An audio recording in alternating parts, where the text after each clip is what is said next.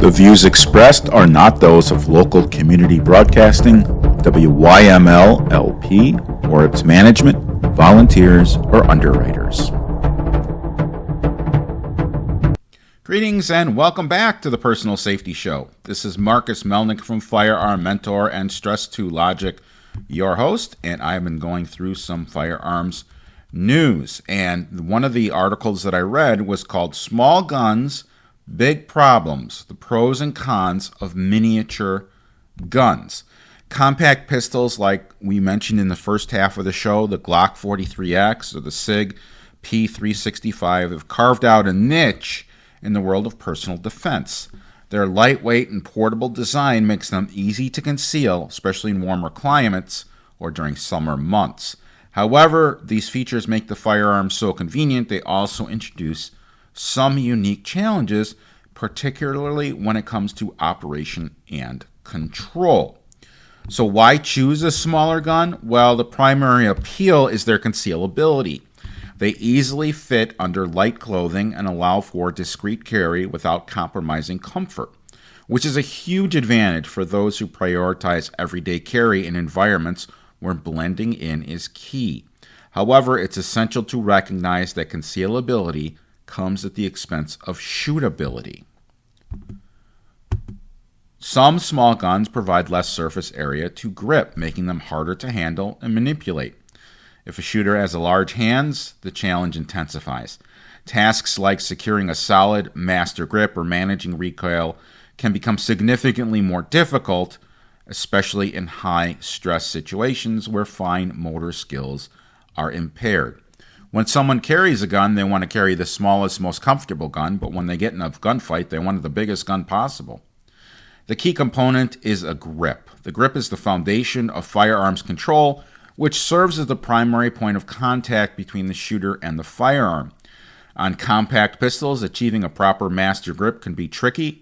Limited space on the grip often means that parts of the hand interfere with essential operations like ejecting the magazine, which can lead to slower reloads or worse fumbled maneuvers. And I did talk about the Glock 43X. I talked about the first half of the show. I also talked about the Smith & Wesson Shield EZ, as well as the Bodyguard 2.0, which not only has a lot of surface area for your hand to grab, it is a small circumference, it's also the texture of very not too coarse, but sandpaper. So it does stay in your hand. But reloading a small pistol quickly is not always easy. We have less space to work with, and shooters often find their hand obstructing the magazine well, which is what I discussed with the 365, and it pinches my palm when I put it in. My palm is in the way. So to address this, many experienced shooters adapt by using their support hand to press the mag release instead of relying on their thumb. This is unconventional, but it minimizes disruption to the master grip and ensures a faster, more reliable reload, which is wonderful if you have two hands in the fight. If you're injured, you're not going to rely on that.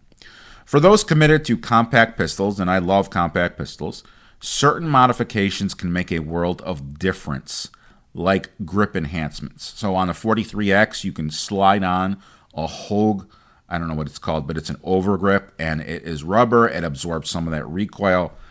People can also increase the stippling. This improves control and reduces slippage. And sometimes mag extensions create a critical extra half inch or inch, providing additional surface area for the pinky finger to rest. And these changes might seem minor, but they can dramatically improve handling. Mastering these nuances requires consistent, deliberate practice. Building muscle memory through repeated drills ensures that actions like reloads become second nature. It's also critical to simulate realistic scenarios during training to prepare for the challenges of using a compact pistol. I can give you those. We can certainly schedule a private lesson where I can teach you how to shoot at night, around obstacles, etc. Manipulating the slide on compact pistols can be another challenge due to their reduced size. Using an overhand grip to rack is a reliable method. That's what I teach in my classes, offering greater leverage and control compared to using the slide lock lever. However, it's important to practice the technique extensively to ensure smooth execution. You also need to choose the right gun. After people come to either a concealed carry class or have 2 private lessons with me, I will go shopping with them to a gun store, actually the one in Mundelein, RMG Guns. They have been on our show before, and I will help them pick out a gun for free. And then also, if you've taken the 1 concealed carry or 2 lessons, you get a bonus 1-hour cleaning lesson where we get together and I'll sit across the table from you and show you how to clean your specific gun. Remember, not all small pistols are created equally, and their suitability often depends on the shooter's hand size and strength. The angle and length of a pistol's grip can affect how comfortably it sits in the hand, which I understand is subjective. Large hands may find certain models more cumbersome, while those with smaller hands may appreciate the compact dimensions. The key is consistency. Pick one firearm, stick with it. For those who do not have experience, switching between models and varying sizes and mechanics can confuse muscle memory, potentially slowing down critical actions. By focusing on a single gun and investing time in training, shooters can build the proficiency needed to handle it effectively. Now, I carry a couple different guns. I've also have over 4 decades of experience, and I have set it up similar. I typically carry a firearm without a safety, so all I have to do, and it's racked, so all I have to do is pull it out of the holster or pull off the TGH trigger guard holster, available from Black Rhino Concealment, and I'm ready to rock and roll. Next, why training trumps size? Well, training, compact pistols, they challenge the user to adapt. While using their small size makes them convenient to carry, it depends more from the shooter in terms of technique and familiarity. The trade-off is worth it only if the shooter is willing to put in the time to practice. Small guns do not forgive sloppy handling, but with dedication, they can be just as effective as their larger counterparts.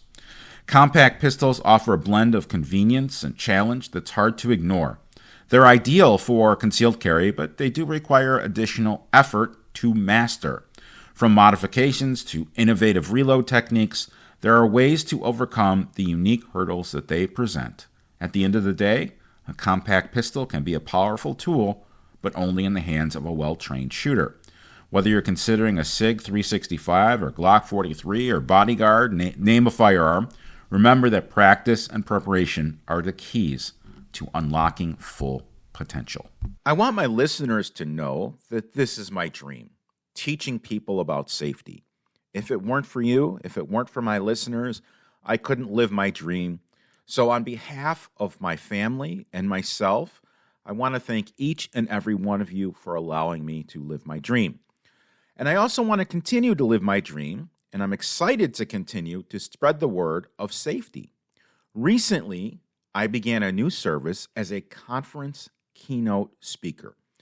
So if anyone would like for me to speak at future events, or if anyone knows of an introduction or would like to discuss how we can work with one another, I'd love to do just that. The keynote speaking website is www.stress2logic.com. That is STRESS, 2LOGIC.com. If you're aware of any conference speaking engagements where you'd like to have me speak, I'd love an introduction. You can always share my electronic business card, which is Marcus Melnick, MarcusMelnick.com. Now, back to the show. In another article online, it's called The 10 Best Firearms for Women Preppers. Now, let me just explain my perspective, and I'll debunk the article if it needs to be debunked as I go through it with my listeners. There are firearms marketed to women. That's a bunch of hoo-ha. The reason why I say that is a firearm is a firearm. It's just as effective whether it's pink, blue, purple, black, stainless. A gun is a gun. There might be smaller guns for smaller hands, but guess what? There's men with smaller hands too. I've shot a Lady Smith. That's the Smith & Wesson version of their marketing to females. I actually like it better. I prefer a small grip. So when you're preparing for the unexpected, the right tools make all the difference. For women preppers, choosing a firearm that's more about just safety, but it's about empowerment, confidence, and practicality. It should be easy to handle, reliable, and suited to your specific needs and hand size and strength, whether it's self-defense, hunting, or general survival. The right firearm can help you feel prepared and capable no matter what comes your way. So this article has created a list of the different firearms, and I'm going to go through it. Glock 19, ubiquitous. Lightweight, compact pistol. It's a favorite among preppers. It's actually the most commonly sold gun out there. Has a reputation for reliability. It's great for self-defense and survival, and the simple design means fewer parts. Again, we hear the EZ. This is the kind of the Goldilocks, the just right, not too big, not too small. Designed with ease of use in mind, Smith & Wesson M&P Shield EZ is perfect for women who want a straightforward, dependable pistol. Its slide is easy to rack, and lightweight frame make it comfortable to carry all day. You can get it in .380 or 9mm, and it is an ideal choice.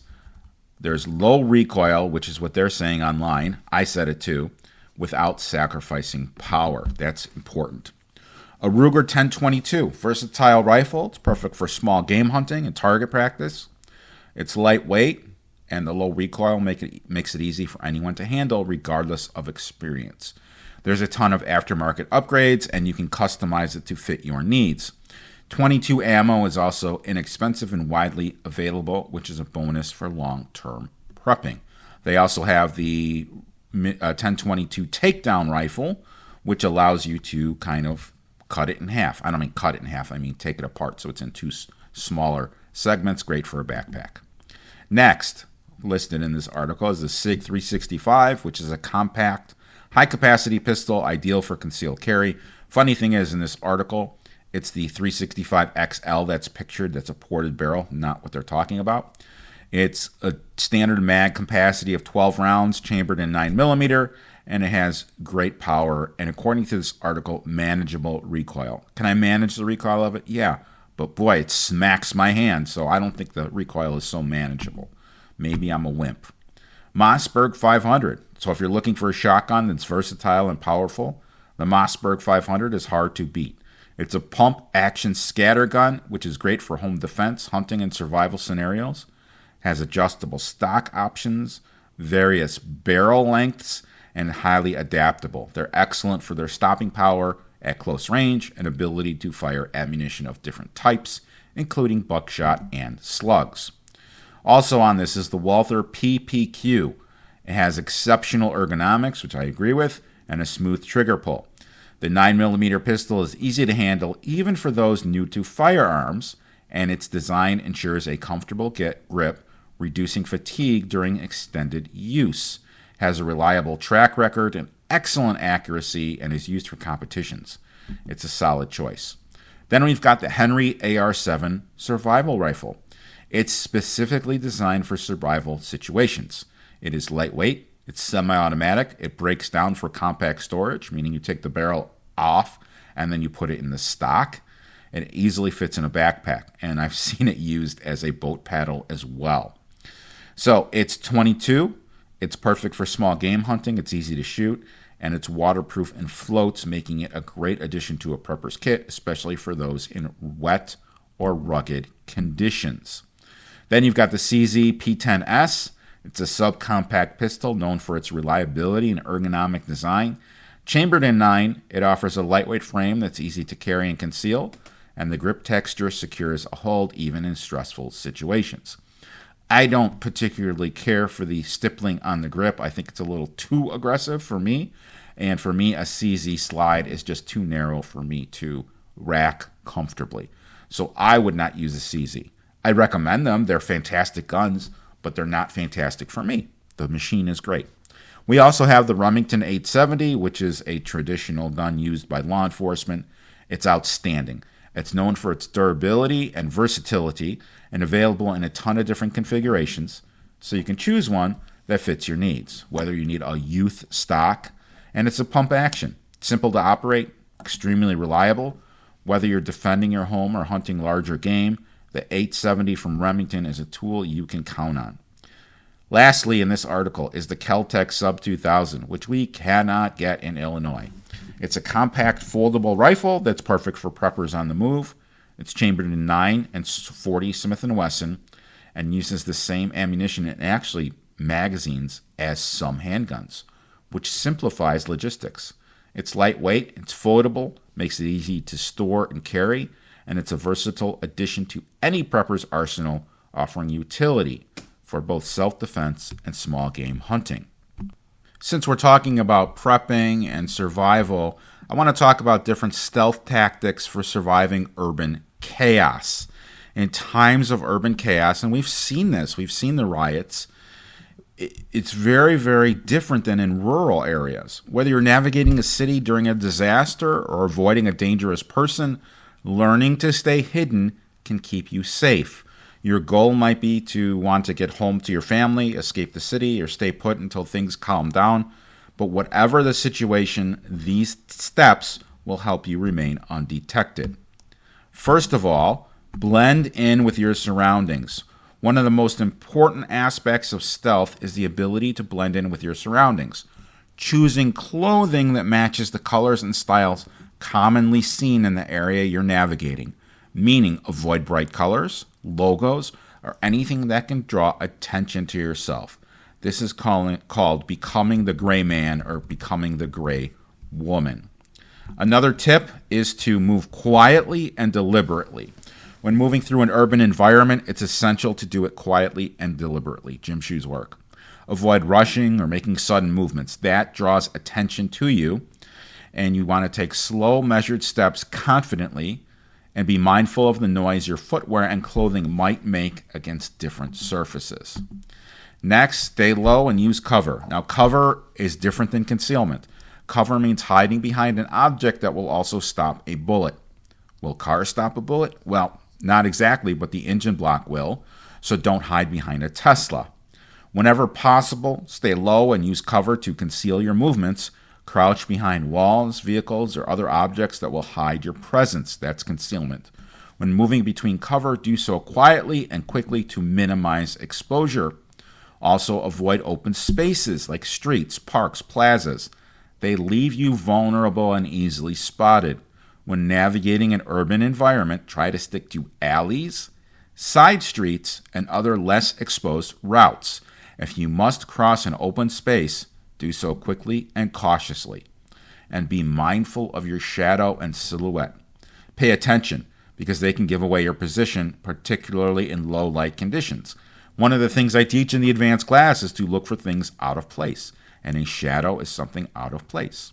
Try to move in the shadows whenever possible and be aware of how your silhouette might be visible against backgrounds such as windows or lit doorways. Now, I'm going to opine here, and I'm going to say that it's probably a good idea to wake up before dawn and do your movements then.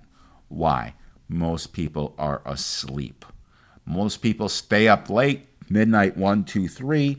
By 4 o'clock, they're exhausted, they're done drinking, and the criminal element is usually done for the night. So that's the best time. Is it easy to wake up early? No, I do it naturally, but that's me, and I'm weird. I wake up between 4 and 5 every day. As a matter of fact, I slept today, the day of recording, until about 5:15, and that was late for me. Maybe it was 5:20. That was a late morning. It felt great, but for some reason, my body clock is like that. That's when you need to move. Use distractions to your advantage. If you need to create a distraction to move undetected, look for opportunities without drawing attention to yourself. Maybe throwing an object to create a noise in another direction or waiting for a loud external noise, like a passing vehicle, to mask your movements. It is illegal to possess burglary tools. However, learning to pick locks you can do. There is a company out there called Bud, B-U-D-K, the letter K, budk.com. And I have this. They have a little set. It's a transparent padlock, and it comes with keys so you can see what's going on the inside and learn how to do that. You know what else you need for urban survival that no one talks about? A crowbar, a pry bar. Because really, how are you going to get in houses if you can't really carefully pick the lock, or if there's a chain or something? You're going to need a heavier object to get through. So put a pry bar in your pack. Big, big, big thing. You want to observe and adapt to your environment. Continuously and cautiously observe your surroundings and adapt your tactics based on the environment and situation. Oh, big gang of thugs blocking your way? Guess what? Don't go that way. Pay attention to the patterns of activity around you, like the movements of other people or the schedules of security patrols, and use this information to plan your routes and timing accordingly. There's a movie that came out with Dana Carvey a number of years ago called Master of Disguise. And it was just a silly movie where he got to be all these different characters. He was a guy that looked like a turtle. He talked like a turtle. He would dress like a guru or a raja, and he had all these different disguises. Mastering the art of disguise is important. In some situations, disguising your appearance can help you blend in and move undetected. And this means changing your clothing, altering your hairstyle, or using simple props to change your silhouette. The key is to make you look like you belong there instead of you're navigating through that environment. The big, big thing, this is what saves people's lives. Practicing situational awareness. Head on a swivel. Look around. When I taught my younger son how to cross the street, we'd go to the curb and he'd turn his head really quick, left and right. But he didn't look. He just did the movement because he was copying us, and he was like 3 or 4. So I said, no, you have to actually turn your head and look. And this means behind you also. Maintain a high level of situational awareness at all times. Stay alert to your surroundings, potential threats, and opportunities for concealment. Continuously assessing your environment and being prepared to adapt your plans as needed. Traveling in a group, guess what? The cops do this when they go in rapid deployment if there's a school or mass shooter. It's called diamond formation. You've got point, you've got rear, you've got left and right, and they all have areas that they have to watch. Your point man is watching ahead, your rear guard is watching behind you. Person on the left is looking to the left for threats, the person on the right, and you move through the situations that way. Also, know and plan your escape routes. Before entering any area, familiarize yourself with potential escape routes and safe havens. I talked about this the first half of the movie. I saw a red one with my son. Now, wait, I don't do this anymore because he's an adult, but when he was a kid, we'd go to a movie theater, and I'd say, where are the exits? Okay, and they'd point out the exits. All right, cool. The reason why I did that is because in case of an emergency, you need to know how to get out, especially in a dark area. What is the most common type of common type of emergency in a movie theater? Well, I would imagine it would be smoke or fire because you're cooking popcorn, and you also have electronic equipment. The second most common thing to happen at a movie theater, and I've never seen this happen, but statistically, it would be an injury or illness.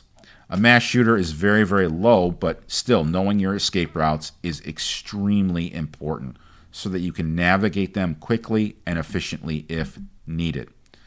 Training your mind and your body is equally important. Stealth and silence is such a mental skill that it requires you need to use it as a physical one. Train your mind to remain calm, and that's what my book, I talked about it, Overcoming the Hot Stress Mess. That's what it's all about, and it's available at firearmmentor.com/swag. So training your mind to remain calm and focused under pressure is a practice technique for managing stress and anxiety. Simultaneously, we want to condition our body to be agile, flexible, and able to move quickly and quietly when needed. And in my former physical state, when I was 320 pounds, I didn't have that. I have it now. Regular physical training and mental preparation can help you better adapt to urban survival. So, with that said, I thought these are excellent tips, and we have a few more minutes, so I'll talk about something that everyone thinks is cognitive dissonance or disbelief. Gun ownership among Republican women over the last 5 years have been increasingly aligned with party affiliation. There's new data that covers COVID-19 pandemic years in which Americans went on a gun buying spree, and industry watchers have long suspected, and the flurry of gun buying broadened the demographics of the gun ownership. The Gallup poll has said some 19% of Democrats surveyed from 2019 to 2024 said they owned firearms, 2 points higher than in the previous 6-year period, and 3 points lower than the 6-year period from 2007 to 2012. The number of Republicans who say they own guns, on the other hand, has risen consistently for over that time frame from 38 to 47%. Republican women are the ones driving the party's gun ownership percentage more dramatically. So, women do shoot better than men. That's what the t-shirt says that I'm selling at firearmmentor.com/swag. Women shoot better than men. So party affiliation 15 years ago did not have a significant relationship to gun ownership, but other variables were more closely associated, like being white, male, and from either a rural area or the South, though many of those variables did overlap with Republican Party affiliation. Now, variables like race and gender are not as closely associated with gun ownership as identification with the Republican Party. Likewise, regardless of other Democratic variables, Democrats are less likely to own guns than they were 15 years ago. Now, this is an article. I completely disagree. Over the past year, since October 7th, the Israeli war, I have gotten a ton of liberal people in my classes. And I always recommend to join if they are liberal-leaning. I really don't care if they are or not, but join Liberal Gun Owners of America. Well, folks, that's it for this week. Stay tuned next week for another episode where we'll be interviewing some people whom I have met through networking and through the APCA conference. Stay safe out there. We have monthly concealed carry license CCL classes in the northwest suburbs of Chicago. Dates can be seen at firearmmentor.com/classes. If you have a question, we can be reached at www.firearmmentorcard.com. That is our electronic business card, has all of our contact information and links in it. It's the easiest way to get a hold of us. Until next time, stay safe out there, and I'll see you at the shooting range. This is Marcus Melnick from Firearm Mentor signing off. The views expressed are not those of local community broadcasting, WYML LP, or its management, volunteers, or underwriters.